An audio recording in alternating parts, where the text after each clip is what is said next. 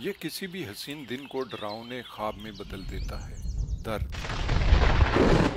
کبھی یہ یکدم ابھرتا ہے تو کبھی ختم ہونے کا نام ہی نہیں لیتا۔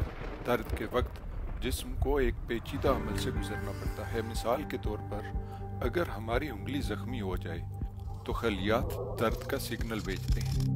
مختلف نیورو اینڈنگز کا الیکٹریکل پوٹینشل الرٹ ہوتا ہے اور ایک خاص حد کے بعد الیکٹریکل امپلس اعصابی راستوں کے ذریعے دماغ تک سفر کرتا ہے۔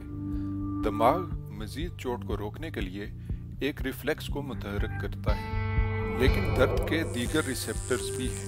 سی فائبرز درد کا طویل مدتی احساس پیدا کرتے ہیں۔ یوں ہم متاثرہ حصے کے بارے میں محتاط ہو جاتے ہیں۔ یہ اعصاب اور ریڑھ کی ہڈی کے ذریعے آہستہ آہستہ دماغ تک سگنل منتقل کرتے ہیں۔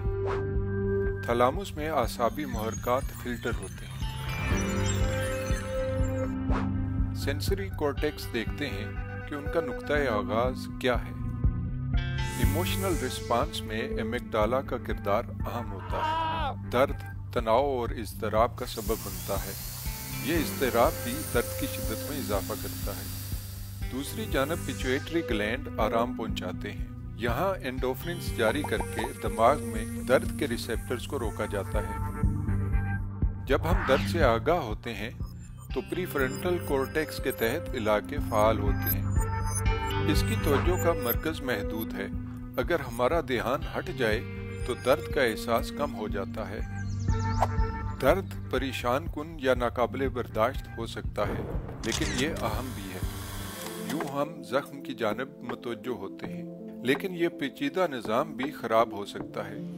کبھی دائمی درد کی صورت میں یہ مسلسل اور بلا وجہ خبردار کر دیتا ہے، اور نفسیاتی درد کی صورت میں کبھی دماغ خود اس مسئلے کا سبب بن سکتا ہے۔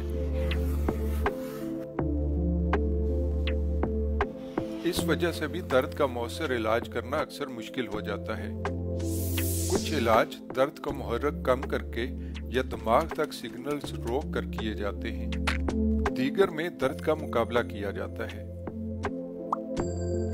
اور کبھی تو ہر حربہ آزمایا جاتا ہے تاکہ درد کا ڈراؤنا خواب ختم ہو جائے۔